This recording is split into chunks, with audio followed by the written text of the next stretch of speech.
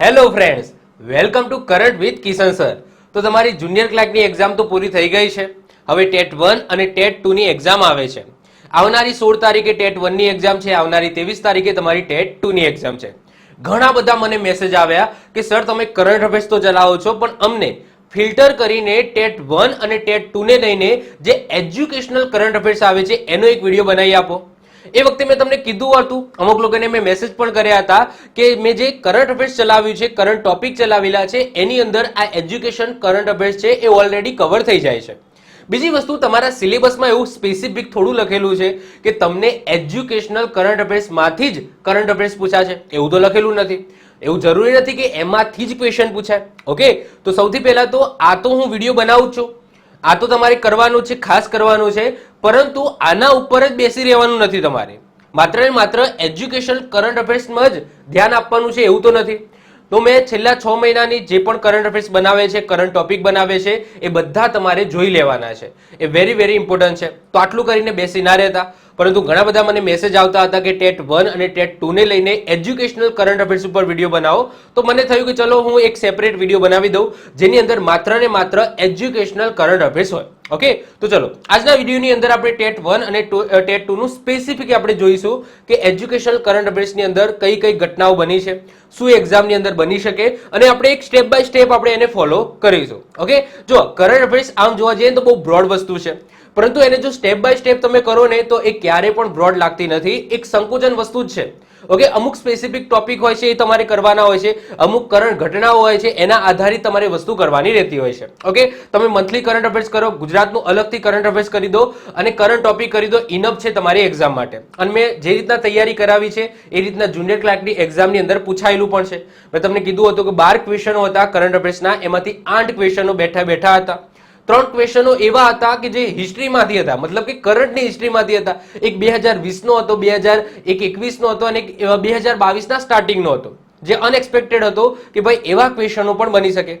બીજી વસ્તુ કે ટેટ 1 અને 2 છે એ તમારા હસમુખભાઈ પટેલ લેવાના નથી, તો એટલી બધી કોઈ ખાસ ચિંતા કરવાની જરૂર નથી. પણ જે તલાટી વાળા સ્ટુડન્ટો છે, ઓકે, તો એમને તો એ ટાઈપનું જુનિયર ક્લાર્ક એક્ઝામના જેવું જ ઓકે થોડું ઘણું રહેવાનું છે. બાકી આની અંદર તમે ટેટ 1 અને ટેટ 2 માં તમે એટલું બધું હાઈ લેવલ ના વિચારશો કે જુનિયર ક્લાર્ક જેવું તમારું પેપર આવશે. ઓકે, એટલું હાર્ડ આવવાનું નથી. ચલો, તો શરૂઆત કરી દઈએ છે. બીજી વસ્તુ, છેલ્લી વસ્તુ, આ આપણી નવી યુટ્યુબ ચેનલ છે કરંટ વિથ કિશન સર. તો આને સબસ્ક્રાઇબ ન કરી હોય તો તમે મને હેલ્પ કરવા માટે સબસ્ક્રાઇબ કરી શકો છો. તમારા માટે તો ફ્રી છે, મને થોડું મોટિવેશન મળશે. અને લેક્ચરને લાઈક કરી દેવાનું ભૂલવા નહીં. ઓકે, તમારી લાઈક એ મારું નેક્સ્ટ વિડીયોનું મોટિવેશન છે. ઓકે, ચલો, તો સૌથી પહેલા તો તમે જે એક્ઝામ આપવાના છો ટેટ 1 અને 2, તો જે બોર્ડ એને કન્ડક્ટ કરશે એમના ચેરમેન તમારા માટે ઇમ્પોર્ટન્ટ છે. તો GSEB એટલે કે ગુજરાત સેકન્ડરી અને હાયર સેકન્ડરી એજ્યુકેશન બોર્ડના ચેરમેન કોણ છે એ તમને ખબર હોવી જોઈએ. તો કોણ છે? A.J. શાહ છે. આ યાદ રાખજો, કોણ છે? A.J. શાહ છે. વેરી ઇમ્પોર્ટન્ટ છે, યાદ રાખજો. GSEB ગુજરાત સેકન્ડરી અને હાયર સેકન્ડરી એજ્યુકેશન બોર્ડના ડેપ્યુટી ચેરમેન કોણ છે? તો N.C. શાહ છે. અને સચિવ એટલે કે સેક્રેટરીના પદ ઉપર કોણ છે? તો D.S. પટેલ છે. કોણ છે? D.S. પટેલ. તો સૌથી પહેલા તો આ તમને ખબર હોવી જોઈએ. આપણે સ્ટેપ બાય સ્ટેપ જઈશું. એના પછી ગુજરાતના શિક્ષણ મંત્રી કોણ છે એ પણ તમને ખબર હોવી જોઈએ. રિસેન્ટલી વિધાનસભાની ચૂંટણી થઈ, ઓકે, આપણું આખું વિધાનમંડળ નવું બન્યું, તો એમાં શિક્ષણ મંત્રી કોણ બન્યા છે? તો ઋષિકેશ ગણેશભાઈ પટેલ છે. એટલે કે આ જે શિક્ષણ મંત્રાલય છે એ ઋષિકેશ ગણેશભાઈ પટેલને આપવામાં આવ્યું છે. તો તમને એ ખબર હોવું જોઈએ કે આપણા ગુજરાતના શિક્ષણ મંત્રી કોણ છે? ઋષિકેશ ગણેશભાઈ પટેલ છે. એના પછી કેન્દ્રની વાત કરીએ, ભાઈ કેન્દ્રના શિક્ષા મંત્રી કોણ છે? તો ધર્મેન્દ્ર પ્રધાન છે. કોણ છે? ધર્મેન્દ્ર પ્રધાન. તો આ મેં 3 ક્વેશ્ચનો કીધા. આ 3 ક્વેશ્ચનો પહેલા તો માઇન્ડની અંદર તમારે રાખવાના છે. આમાંથી સ્ટેટિક ક્વેશ્ચન તમારો બની શકે. ક્લિયર? ચલો, હવે જુઓ, એના પછી આવે છે 2 દિવસો, એક નેશનલ એજ્યુકેશન ડે અને બીજું ઇન્ટરનેશનલ એજ્યુકેશન ડે. તો એ પણ તમને ખબર હોવી જોઈએ, કારણ કે એજ્યુકેશનલ તમારી ટેટ 1 અને ટેટ 2 ની એક્ઝામ છે. તો આ 2 દિવસો તમને ખબર હોવા જોઈએ. અને છેલ્લે જ્યારે આ 2 દિવસો મનાવ્યા ત્યારે એની થીમ શું હતી એ પણ તમને ખબર હોવી જોઈએ. સૌથી પહેલા વાત કરીએ નેશનલ એજ્યુકેશન ડે. તો એ ક્યારે મનાવવામાં આવે છે? તો 11 નવેમ્બરે મનાવવામાં આવે છે. હવે કેમ 11 નવેમ્બરે મનાવવામાં આવે છે? તો એ દિવસે ઓકે આપણા પહેલા એજ્યુકેશન મિનિસ્ટર એમની બર્થ એનિવર્સરી આવે છે, એટલે કે એમની બર્થડે આવે છે, જન્મ જયંતિ આવે છે. એમનું નામ શું છે? તો મૌલાના અબુલ કલામ આઝાદ. તો મૌલાના અબુલ કલામ આઝાદ જે આપણા ભારતના પહેલા એજ્યુકેશન મિનિસ્ટર હતા, તો એમની બર્થ એનિવર્સરી આવે છે. તો એ દિવસે આપણે 11 નવેમ્બરે આપણે નેશનલ એજ્યુકેશન ડે મનાવીએ છીએ. છેલ્લે 11 નવેમ્બરે જ્યારે 2022 ની અંદર આપણે આ દિવસ મનાવ્યો ત્યારે એની થીમ શું હતી? તો થીમ હતી ચેન્જિંગ કોર્સ ટ્રાન્સફોર્મિંગ એજ્યુકેશન. તો આ જો છેલ્લા 6 મહિનાની અંદર જ આવે છે. ઓકે, તમારી એક્ઝામની તમે 6 મહિના ગણો તો 11મો મહિનો આવે છે. તો આ પણ એક્ઝામની અંદર પૂછાઈ જાય. તો યાદ રાખજો, થીમ હતી ચેન્જિંગ કોર્સ ટ્રાન્સફોર્મિંગ એજ્યુકેશન. અને તમને ખબર છે કે રિસેન્ટલી ઓકે જે એનસીઆરટી છે એ એનસીઆરટી ની અંદર થોડું ચેન્જીસ કરવામાં આવ્યું છે. મુગલ છે, આ વસ્તુ યાદ રાખજો કે જે મુગલની અંદર અમુક પોર્શન છે મુગલના, ઓકે, મુગલની હિસ્ટ્રીના અમુક પોર્શન છે એને ડિલીટ કરવામાં આવે છે. તો આપણે એક્ઝામની અંદર પૂછાય કે રિસેન્ટલી કયા સામ્રાજ્યની હિસ્ટ્રીના અમુક પોર્શન અમુક વિષયોને ડિલીટ કરવામાં આવે છે? તો મુગલના. ઓકે, તો એ પણ તમને ખબર હોવી જોઈએ. તો ચેન્જિંગ કોર્સ ટ્રાન્સફોર્મિંગ એજ્યુકેશન એ એની થીમ હતી. હવે વાત કરીએ આંતરરાષ્ટ્રીય શિક્ષા દિવસ એટલે કે ઇન્ટરનેશનલ એજ્યુકેશન ડે. એ ક્યારે મનાવવામાં આવે છે? તો 24 જાન્યુઆરીએ મનાવવામાં આવે છે. તો 2023 ની અંદર 24 જાન્યુઆરીએ થીમ શું રાખવામાં આવી હતી? તમારા માટે ઇમ્પોર્ટન્ટ છે. થીમ રાખવામાં આવી હતી two invest in people priorities education. શું રાખવામાં આવી હતી? Two invest in people priorities education રાખવામાં આવી હતી. તો આ બે દિવસો તમારે યાદ રાખવાના અને આ 3 વ્યક્તિઓ મેં જે તમને કીધા એ તમારે ખાસ યાદ રાખી લેવાના. ચલો, ક્લિયર? ઓકે, હવે જો એના પછી નેક્સ્ટ સ્ટેપ તમારો આવે છે કે રિસેન્ટલી આપણું કેન્દ્રીય બજેટ છે એ રજૂ કરવામાં આવ્યું છે અને આપણા ગુજરાતનું બજેટ છે એ પણ બહાર પડ્યું છે. તો સૌથી પહેલા તમારે હવે નેક્સ્ટ સ્ટેપ શું કરવાનું છે કે ગુજરાતના બજેટમાંથી એજ્યુકેશનને લઈને જે બાબતો છે એને તમારે નોંધી લેવાની છે અને જે કેન્દ્રીય બજેટ છે એમાંથી એજ્યુકેશનને લઈને શું બાબતો આવી છે એ તમારે નોંધી લેવાની છે.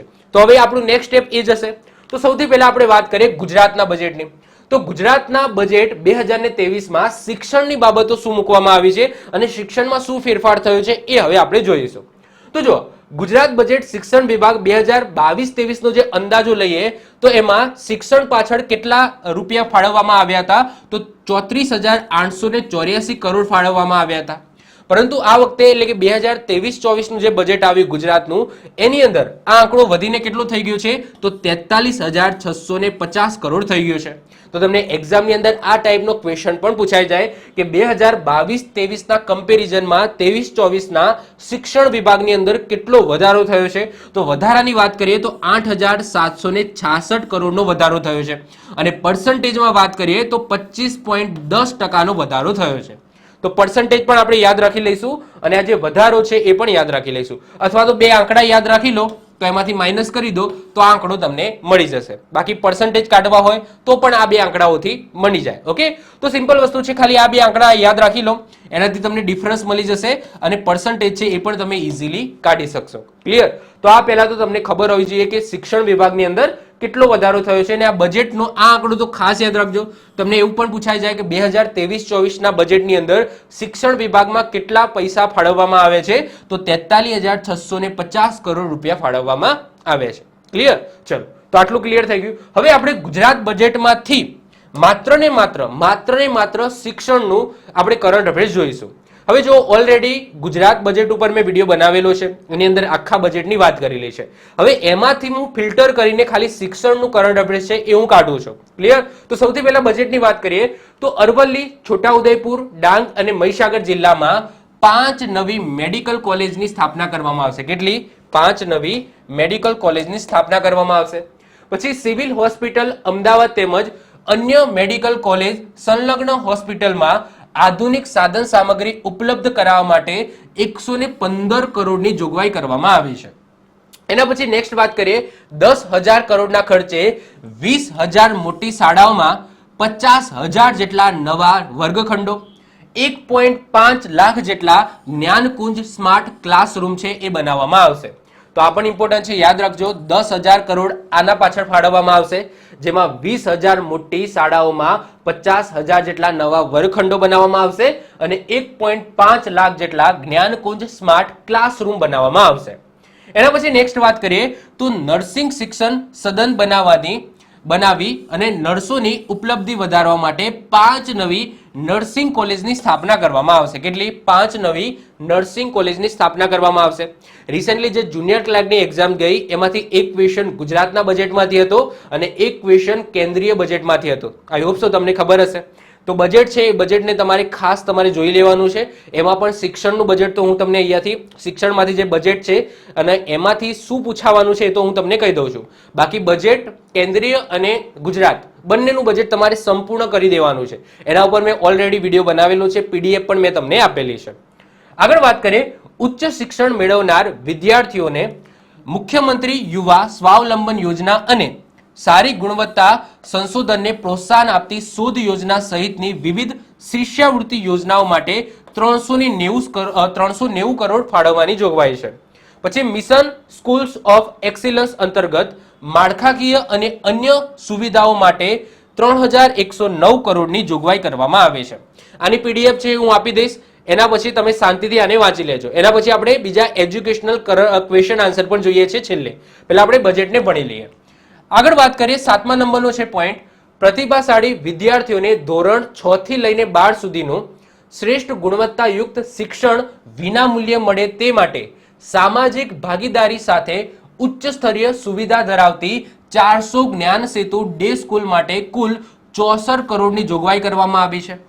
ધોરણ 1 થી લઈને 8માં આરટીઈ યોજના હેઠળ અભ્યાસ કરેલ હોય તેવા પ્રતિભાશાળી વિદ્યાર્થીઓને ધોરણ 8 પછી ખાનગી શાળા, ખાનગી એટલે કે પ્રાઇવેટ સ્કૂલ, એમાં અભ્યાસ કરી શકે તેના માટે 20,000નું શાળા વાઉચર આપીને સહાય કરવા માટે 50 કરોડ છે એની જોગવાઈ કરવામાં આવી છે. આ આંકડો યાદ રાખજો, 20,000.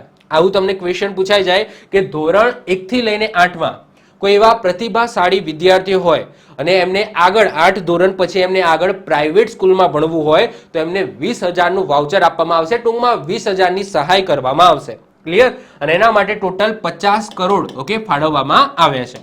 તો આ તમારે યાદ રાખવાનું છે. એના પછી જુઓ, ગુજરાતના બજેટની અંદર જ આદિજાતિ વિકાસ વિભાગ માટે કુલ 3,410 કરોડ રૂપિયા ફાળવવામાં આવ્યા છે. એમાંથી પણ મોસ્ટ ઓફ ધ જે વસ્તુ છે એ શિક્ષણને લઈને છે. તો આદિજાતિનો વિકાસ છે એ શિક્ષણને લઈને કરવાનો છે. તો આ બધી જોગવાઈઓ કરવામાં આવી છે. જેમ કે આદર્શ નિવાસી શાળાઓ, આશ્રમ શાળાઓ અને એકલવ્ય મોડેલ રેસિડેન્શિયલ સ્કૂલો મળીને કુલ 838 જેટલી શાળાઓના અંદાજિત 1.5 લાખ વિદ્યાર્થીઓને સહાય માટે 667 કરોડની જોગવાઈ કરવામાં આવી છે. કુમાર કન્યાના સરકારી અને ગ્રાન્ટ ઇન ઇટ્સ છાત્રાલયોના 70,000 જેટલા વિદ્યાર્થીઓને સહાય માટે 254 કરોડની જોગવાઈ છે. 3 લાખ જેટલા વિદ્યાર્થીઓને પોસ્ટ મેટ્રિક શિષ્યવૃત્તિનો લાભ આપવા માટે 520 કરોડની જોગવાઈ છે. પ્રી મેટ્રિકના અંદાજે 14 લાખ વિદ્યાર્થીઓને શિષ્યવૃત્તિનો લાભ આપવા માટે 167 કરોડની જોગવાઈ છે. ધોરણ 1 થી લઈને 8માં અભ્યાસ કરતા અંદાજે 13 લાખ વિદ્યાર્થીઓને ગણવેશ માટે સહાય પેટે 117 કરોડની જોગવાઈ છે. વિદ્યા સાધના યોજના હેઠળ ધોરણ 9માં અભ્યાસ કરતી 42,000 વિદ્યાર્થીઓને સાયકલ આપવા માટે 18 કરોડની જોગવાઈ છે. તો જો અહીંયા જે લખેલું છે અત્યાર સુધી આપણે જે પણ ભણ્યા, મેં થિયરિકલ થોડું સ્ટેપ બાય સ્ટેપ બોલી ગયો છું જે લખેલું છે, આ બધી વસ્તુ બજેટમાં લખેલી છે અને બજેટમાં શિક્ષણને લગતી છે. બાકી બજેટમાં તો આખું ઘણું બધું હતું, મેં ઓલરેડી ડેડિકેટેડ વિડીયો બનાવેલો છે. તો મને થયું કે ચલો શિક્ષણને લગતી જે બાબતો છે મેં અલગ કરીને તમને તારવી દીધી, તો આ તો તમારે ખાસ કરી દેવાની છે. આમાં જો જે આંકડા છે એ આંકડાને તમે છોડી દેજો, મતલબ કે એ 115 કરોડ ફાળવવામાં આવ્યા, આમાં આટલા બધા કરોડ ફાળવવામાં આવ્યા, એ તમે જો જોવા જશો તો ઘણા બધા છે. ક્યારે પણ ના કરતા, તમારે જે મેઇન પોઈન્ટ છે એ પકડવાનું. જેમ કે નર્સિંગ કોલેજ છે કેટલી બનાવવામાં આવી છે? 5. આ આંકડો આપણે યાદ રાખી લેવાનો. એના પછી અહીંયા તમને પૂછાયા અરવલ્લી, છોટાઉદેપુર, ડાંગ અને મહીસાગર જિલ્લામાં ઓકે 5 નવી મેડિકલ કોલેજ બનાવવામાં આવશે. તો આ તમને ઓપ્શનમાં પૂછાઈ દે, ગમે તે એક ખોટો મૂકેલો હોય જિલ્લો ઓકે. તો આ રીતના જે 4 જિલ્લા છે એ તમારે યાદ રાખી લેવાના. હમણાં જ તમને ખબર હોય જુનિયર ક્લાર્કની અંદર એવું જ થયું, જે 36માં નેશનલ ગેમ્સ છે એ કયા કયા શહેરોની અંદર ઓકે આયોજન થયું એવું તમને પૂછી લીધું. એમાંથી એક જિલ્લો ખોટો મૂક્યો હતો ઓકે, જામનગર, અને બીજા જિલ્લા સાચા હતા. તો એવો ક્વેશ્ચન પૂછાય. તો અહીંયા પણ નવી મેડિકલ કોલેજો છે એ ક્યાં સ્થાપવામાં આવશે, એમાં એક જિલ્લો ખોટો મૂકેલો હોય, બીજા 3 સાચા હોય, તો એવો પણ ક્વેશ્ચન અહીંયાથી બની શકે.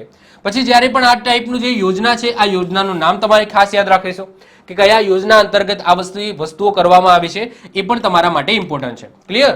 તો આ બધી વસ્તુ તમારે ધ્યાનમાં લેવા જેવી છે. બાકી આ કરોડ રૂપિયા કેટલા ફાળવવામાં આવે છે એ ઇમ્પોર્ટન્ટ નથી, પરંતુ મેન જે પૈસા છે એ ખાસ યાદ રાખવાના છે કે ટોટલ કેટલા પૈસા ફાળવવામાં આવે છે આ એક્ઝામની અંદર બની શકે તો 43,650 કરોડ રૂપિયા ઓકે શિક્ષણ વિભાગને ફાળવવામાં આવે છે. જે મેન આંકડો છે એ તમારે ખાસ યાદ રાખવાનો છે. ક્લિયર? ચલો આટલું તમારું ક્લિયર થઈ ગયું. હવે વાત કરીએ આપણે કેન્દ્રીય. તો કેન્દ્રીય બજેટમાં શિક્ષણને લઈને શું લખવામાં આવી છે? તો આટલી જ વસ્તુ લખવામાં આવી છે. શું છે સમજીએ. તો આવનારા 3 વર્ષમાં કેન્દ્ર સરકાર 3.5 લાખ આદિવાસી વિદ્યાર્થીઓ માટે 740 આ આંકડો યાદ રાખીશું 740 એકલવ્ય મોડેલ આદિવાસી વિદ્યાલય શરૂ કરશે, જેમાં 38,800 શિક્ષકો અને કર્મચારીઓ નિયુક્ત કરવામાં આવશે, જેનાથી 3.4 લાખ આદિવાસી વિદ્યાર્થીઓને શિક્ષણ આપવામાં આવશે. તો વેરી ઇમ્પોર્ટન્ટ છે, આ યાદ રાખીશું. આ સિવાય 157 નવી નર્સિંગ કોલેજની સ્થાપના કરવામાં આવશે. તો શિક્ષણને લઈને કેન્દ્રીય બજેટમાં આ વસ્તુ લખવામાં આવી છે. 2 પોઈન્ટ ખાસ તમારે નોંધી લેવાના છે, યાદ રાખવાના છે. ઓકે, તો અત્યાર સુધી આપણે શું કર્યું? સ્ટેપ બાય સ્ટેપ ગયા છે. સૌથી પહેલા જે હોદ્દાના અધિકારીઓ છે એની વાત કરી.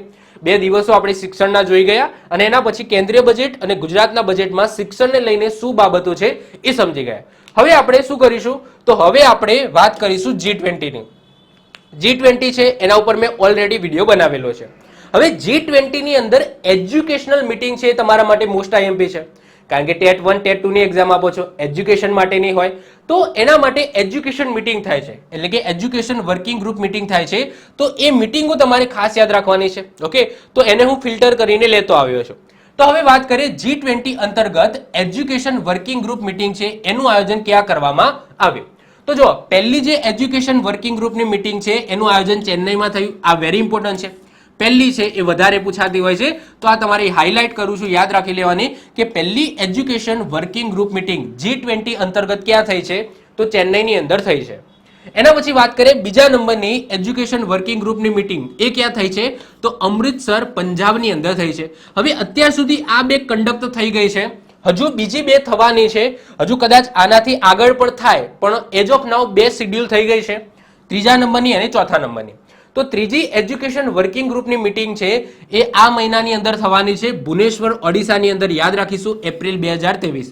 તો આ પણ આપણને ખબર હોવી જોઈએ કારણ કે શેડ્યુલ થઈ ગઈ છે. એના પછી ચોથા નંબરની એજ્યુકેશન વર્કિંગ ગ્રુપની મીટિંગ છે એ પુણેની અંદર થવાની છે, જૂન મહિનાની અંદર થવાની છે. અને જૂન મહિનામાં જ એજ્યુકેશન મિનિસ્ટરની મીટિંગ થવાની છે. તો એ પણ ક્યાં થવાની છે? પુણેમાં જ થવાની છે, જૂન મહિનાની અંદર થવાની છે.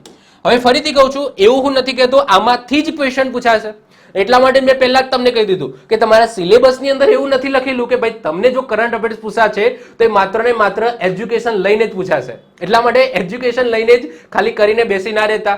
જેટલું પણ મેં કરાવેલું છે આગળ મંથલી કરંટ અફેર્સ કરાવેલું છે એ કરી લેજો. એના પછી મેં કરંટ ટોપિક કરાવેલા છે એ પણ કરી લેજો. ઓકે, પણ હું અહીંયા એટલા માટે આ વિડીયો બનાવીને હું તમને ખાલી એટલા કહેવા માંગુ છું કે ભાઈ આ ટાઈપનું એજ્યુકેશન કરંટ અફેર્સ જો તમારે કરવું હોય તો તમે ફિલ્ટર કરીને કરી શકો છો. ઓકે, બાકી ઘણા બધા લોકો મને મેસેજ કરતા હતા કે ભાઈ ટેટ 1 ટેટ 2 ને લઈને તમે કરંટ અફેર્સ બનાવો, એટલા માટે હું અહીંયા આ ટાઈપનું લઈને આવ્યો છું, જેથી તમને એવું થાય કે સર કિશન સરે આ ટાઈપનો વિડીયો બનાવ્યો અમારા કહેવાથી. ઓકે, બાકી આવું હોય નહીં, કરંટ અફેર્સની અંદર તમારે બધું કરવું પડે. ક્લિયર? તો હજુ હું ઘણું બધું કરંટ અફેર્સ કરાવું છું એજ્યુકેશનને લઈને, જોતા રહો. ઓકે, પણ કરવાનું છે તમારે બધું. ઓકે, તો G20માં જો એજ્યુકેશનને લઈને કંઈ ક્વેશ્ચન પૂછવો હોય, એજ્યુકેશન વર્કિંગ ગ્રુપ મીટિંગ, અને જો બની શકે ઓકે તો આવું કંઈક બની શકે કે એજ્યુકેશન વર્કિંગ ગ્રુપ મીટિંગને લઈને ક્વેશ્ચન બની શકે. ઓકે, વાત કરું જુનિયર ક્લાર્ક તો એમાં G20 ને લઈને એક ક્વેશ્ચન પૂછાઈ ગયો હતો કે G20માં જે 19 દેશો ઓકે અને એક યુરોપિયન યુનિયન છે, તો તમને દેશો આપ્યા હતા કે આમાંથી કેટલા દેશો G20 નો પાર્ટ છે. ઓકે, તો આ ટાઈપનો એક ક્વેશ્ચન બની ગયો હતો. ચલો આગળ વાત કરીએ. હવે બીજા ક્વેશ્ચન આન્સર આપણે અલગથી જોઈ લઈએ જે છેલ્લા 6 મહિનાની અંદર બન્યા હોય. ઓકે, તો હાલમાં શિક્ષા મંત્રાલય અનુસાર કયા રાજ્યનો સાક્ષરતા દર સૌથી ઓછો છે? તો આન્સર આવશે બિહાર. તો રિસેન્ટલી એક રિપોર્ટ બહાર પાડવામાં આવી શિક્ષા મંત્રાલય દ્વારા. એમાં સાક્ષરતા દરનો મતલબ શું થાય? Literacy rate. એનો મતલબ શું થાય કે કયું રાજ્યની અંદર કેટલા ભણેલા ગણેલા લોકો છે. ઓકે, તો એમાં સૌથી ઓછા ભણેલા ગણેલા લોકો તમને બિહારની અંદર જોવા મળશે. તો બિહારનો સાક્ષરતા દર કેટલો છે? તો 61.8% છે. કેટલો? 61.8% સૌથી ઓછો છે. સૌથી વધારે સાક્ષરતા દર કેરળમાં છે, એટલે કે કેરળમાં સૌથી વધારે ભણેલા ગણેલા લોકો છે. કેટલા? 94%. ગુજરાતનો આપણે યાદ રાખીશું, ગુજરાતના છે એટલે કે ગુજરાતનો સાક્ષરતા દર કેટલો છે? તો 78 છે. કેટલો છે? 78% છે. કેન્દ્રીય શિક્ષણ મંત્રી કોણ છે? ખબર જ છે. ઓકે, ધર્મેન્દ્ર પ્રધાન આગળ જોઈ ગયા. આંતરરાષ્ટ્રીય સાક્ષરતા દિવસ આ પણ દિવસ આપણે યાદ રાખી લઈએ. તો આંતરરાષ્ટ્રીય સાક્ષરતા દિવસ ઇન્ટરનેશનલ લિટરસી ડે ક્યારે મનાવવામાં આવે છે? તો 8 સપ્ટેમ્બરે મનાવવામાં આવે છે. અને ભારતનો પ્રથમ સંવિધાન સાક્ષર જિલ્લો કયો બન્યો છે? કોલ્લમ. ઓકે, કોલ્લમ એ કેરળમાં આવેલો છે, જે ભારતનો પ્રથમ સંવિધાન સાક્ષર જિલ્લો બની ગયો છે. ઓકે, એના પછી આગળ વાત કરીએ, ગુજરાતમાં કયા ધોરણ સુધી ફરજિયાત ગુજરાતી ભાષાનું શિક્ષણ આપવાનું વિધાનસભામાંથી ખરડો પસાર કરી દેવામાં આવ્યો છે? તો ધોરણ 1 થી લઈને 8. જો પહેલા આવો કોઈ નિયમ ન હતો. અંગ્રેજી મીડિયમ છે, ઇંગ્લિશ મીડિયમની અંદર શું થતું હતું કે ઇંગ્લિશ મીડિયમમાં તમે મૂકો, એના પછી એને હિન્દી બોલવાનું કહેતા. ઓકે, અને જે ભણતર છે એ બધું ઇંગ્લિશમાં આવતું. ગુજરાતી ભાષા છે એનું નામું નિશાન એની અંદર જોવા મળતું હતું નહીં.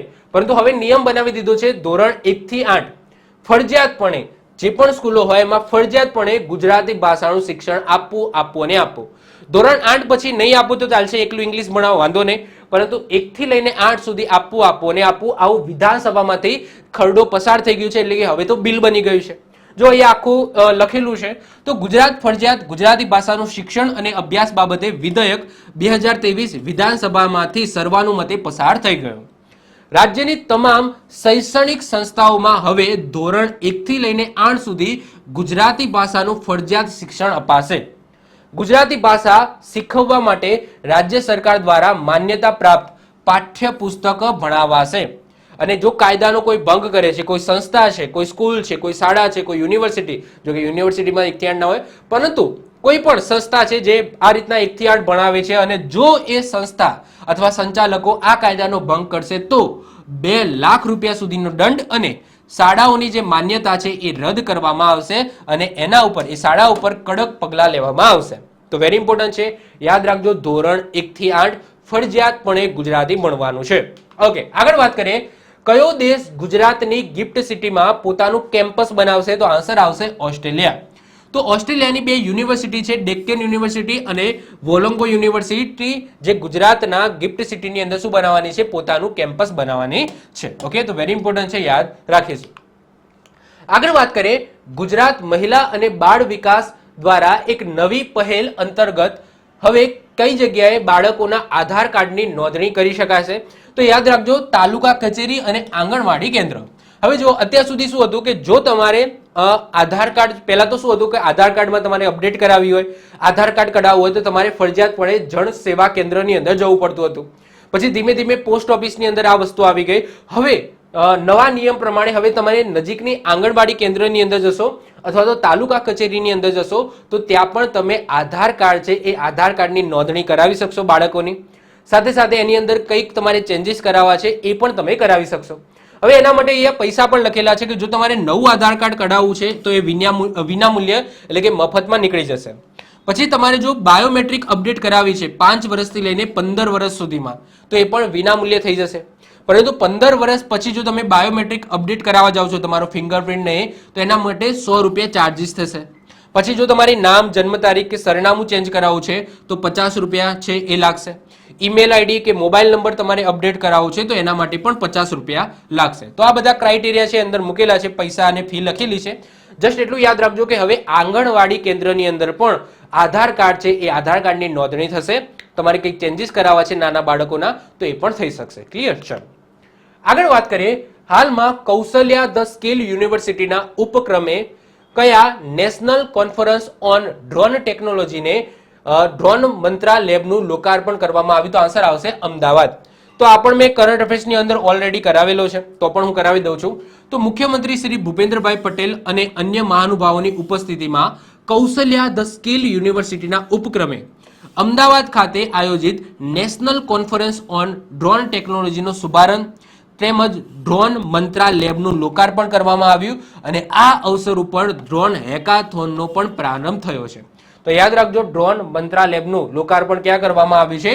તો યાદ રાખજો, કૌશલ્યા ધ સ્કિલ યુનિવર્સિટી અમદાવાદની અંદર. વેરી ઇમ્પોર્ટન્ટ છે, યાદ રાખીશું. આગળ વાત કરીએ, હાલમાં રાષ્ટ્રીય વિજ્ઞાન દિવસ ઉપર સાયન્સ કાર્નિવલ 2023 નું આયોજન થયું. કઈ જગ્યાએ? તો અમદાવાદમાં આવેલી ગુજરાત સાયન્સ સિટીની અંદર. તો એ પણ તમને ખબર હોવી જોઈએ.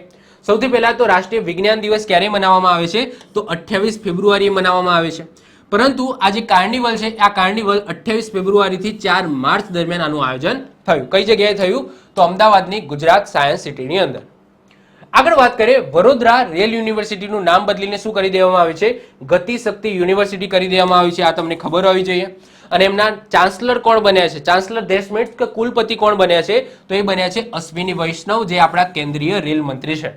તો આપણે યાદ રાખજો, વડોદરા રેલ યુનિવર્સિટીનું નવું નામ ગતિશક્તિ યુનિવર્સિટી થઈ ગયું છે અને નવા ચાન્સલર બની ગયા છે અશ્વિની વૈષ્ણવ. ઓકે, આ તો તમને ખબર હશે.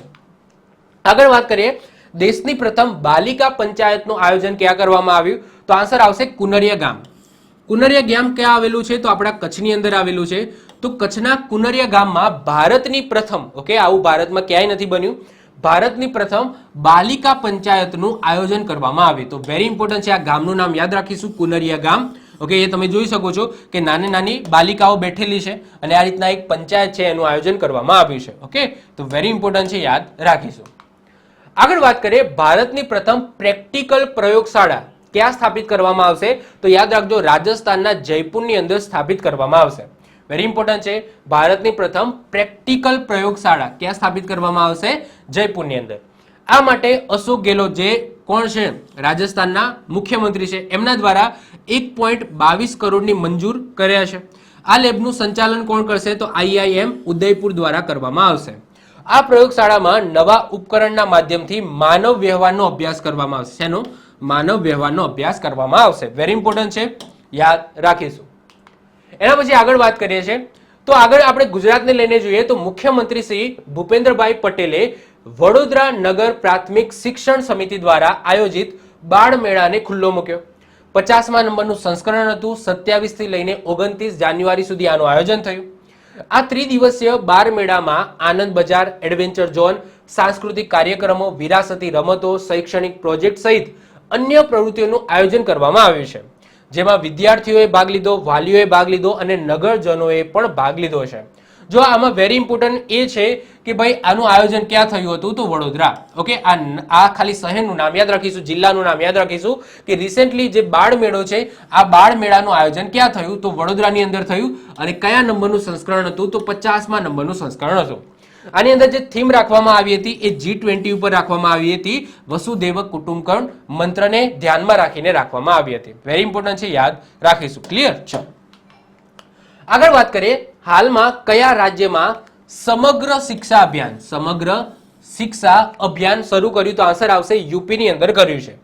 તો ઉત્તર પ્રદેશ સરકારે આર્થિક રૂપથી નબળા વર્ગોની બાળકીઓને સક્ષમ અને આત્મનિર્ભર બનાવવા માટે સમગ્ર શિક્ષા અભિયાનની શરૂઆત કરી.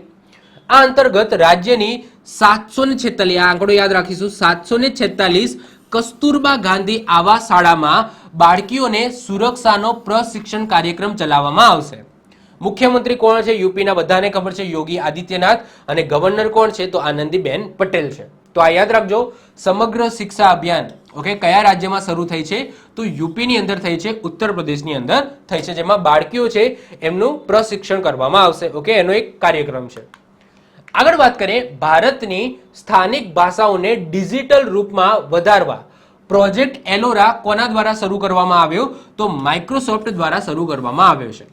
એલોરાનો મતલબ શું થાય? તો એલોરાનો મતલબ થાય enabling low resources language. Okay, enabling low resources language, આ એલોરાનું ફૂલ ફોર્મ છે.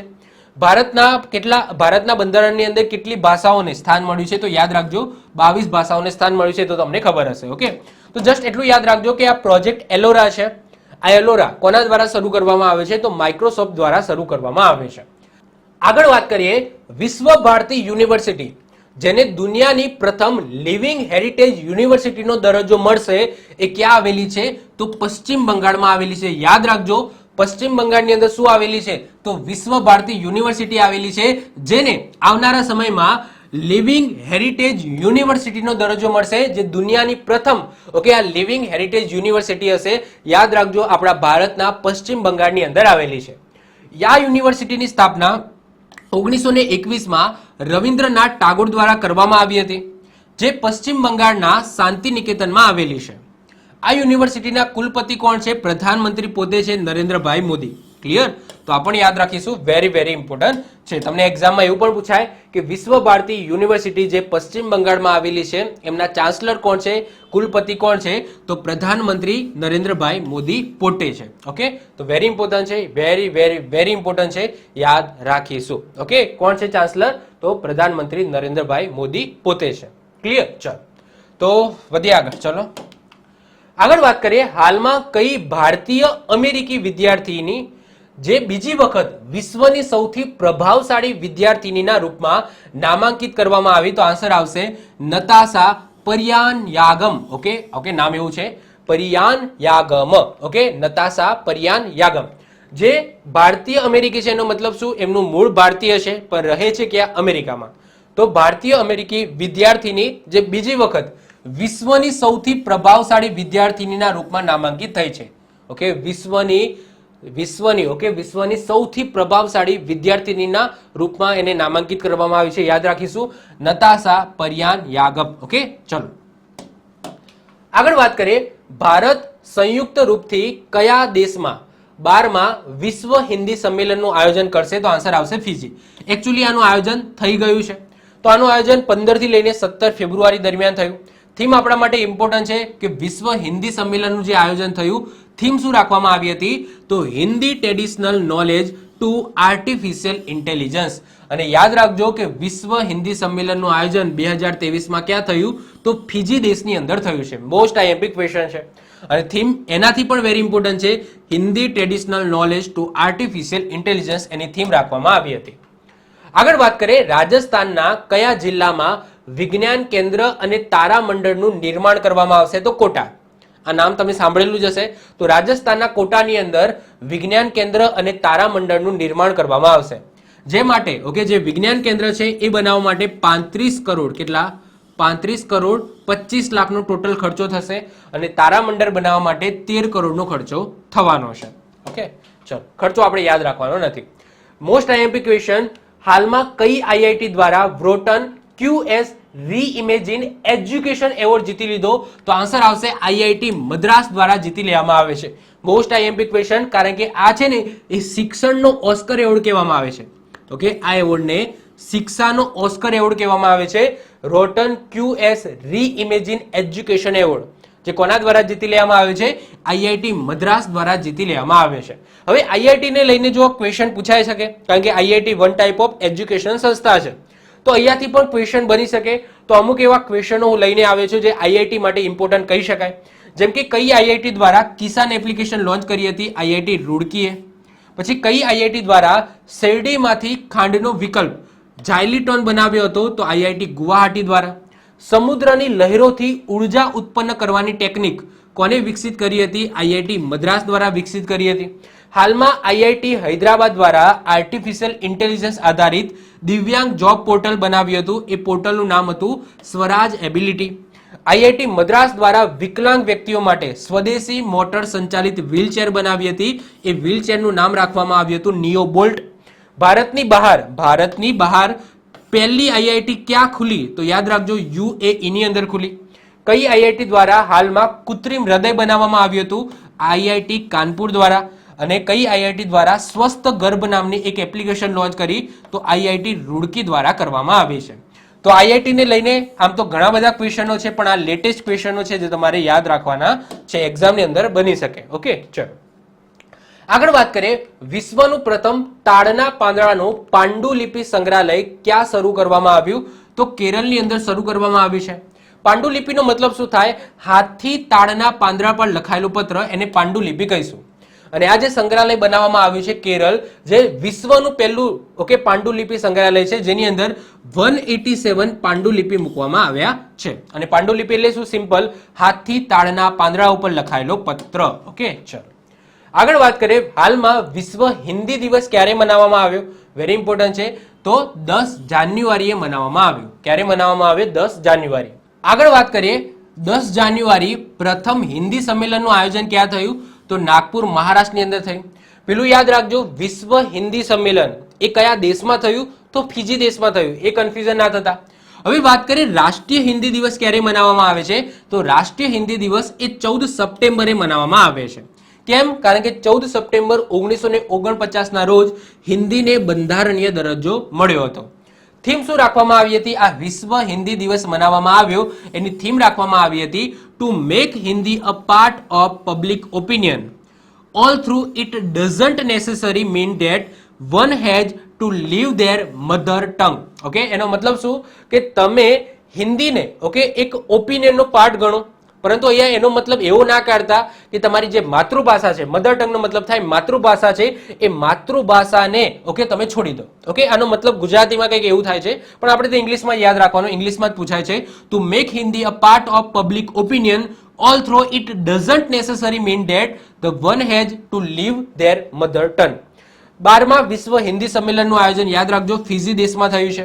હિન્દીમાં MBBS, આ વેરી ઇમ્પોર્ટન્ટ છે, કરંટનો ક્વેશ્ચન છે. હિન્દીમાં MBBS ની શિક્ષા આપનાર પ્રથમ રાજ્ય કયું બન્યું? તો મધ્યપ્રદેશ બન્યું છે. હવે અહીંયા એનો મતલબ એવો નથી કે માત્ર ને માત્ર હિન્દીમાં જ MBBS ભણાવવામાં આવશે મધ્યપ્રદેશમાં, એવું નથી. જેને ઇંગ્લિશમાં કરવું હોય તો એ ઇંગ્લિશમાં પણ કરી શકશે. ઓકે, હિન્દી અથવામાં છે. ચલો આગળ વાત કરીએ. હાલમાં ઓસ્ટ્રેલિયામાં પબ્લિક સ્કૂલના અભ્યાસમાં કઈ ભાષાને સામેલ કરવાની ઘોષણા કરી?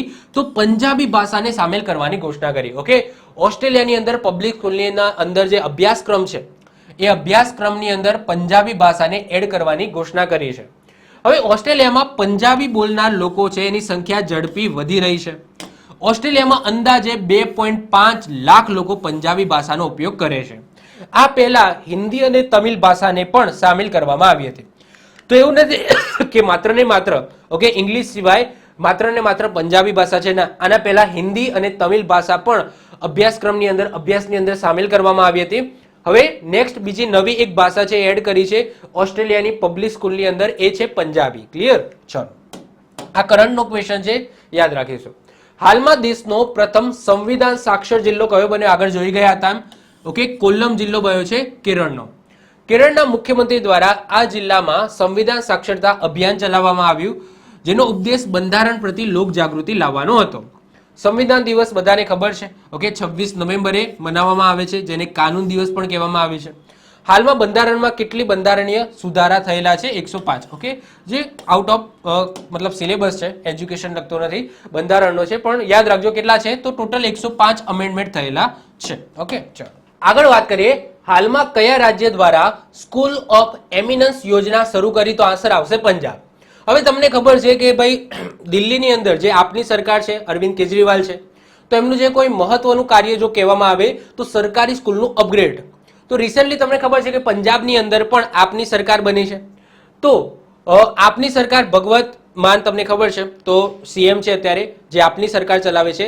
તો જે દિલ્હીમાં જે સરકારી સ્કૂલોને અપગ્રેડ કરવાનું જે મોડલ હતું એ હવે પંજાબની અંદર પણ એપ્લાય કરવામાં આવશે. બસ એ જ છે સ્કૂલ ઓફ એમિનન્સ. તો આપ દિલ્હીનું મોડેલ અપનાવતા ઓકે પંજાબ સરકાર દ્વારા આ યોજના શરૂ કરી, જે અંતર્ગત પંજાબની સરકારી સ્કૂલોને એડવાન્સ બનાવવામાં આવશે. મુખ્યમંત્રી કોણ છે? ભગવત માન છે. ગવર્નર કોણ છે? બનવારીલાલ પુરોહિત છે. આગળ વાત કરીએ. હાલમાં લોન્ચ કરવામાં આવેલ ઈ નિરીક્ષણ સોફ્ટવેર અદાલતના નિર્ણયોને કેટલી ભાષામાં અનુવાદ કરશે? વેરી ઇમ્પોર્ટન્ટ છે. તો 4 ભાષાની અંદર અનુવાદ કરશે. તો રિસેન્ટલી એક સોફ્ટવેર છે એ લોન્ચ કરવામાં આવ્યું અદાલત માટે, અને સોફ્ટવેરનું નામ છે ઈ નિરીક્ષણ સોફ્ટવેર. આ ઈ નિરીક્ષણ સોફ્ટવેર શું કરશે કે અદાલત છે એ અદાલત દ્વારા જે નિર્ણય આપવામાં આવશે એ ઇંગ્લિશમાં હશે, તો ઇંગ્લિશ સિવાય બીજી 4 ભાષાઓમાં એને અનુવાદ કરશે. તો અત્યાર સુધી અદાલતના નિર્ણયો છે એ અંગ્રેજી ભાષામાં જ લખાયેલા હોય છે. હવે અદાલતના નિર્ણયો અંગ્રેજીની સાથે સાથે 4 ભાષા કઈ કઈ? ગુજરાતી, હિન્દી, તમિલ અને ઉડિયામાં પણ લખવામાં આવશે. તો આ પણ ઇમ્પોર્ટન્ટ છે, યાદ રાખીશું.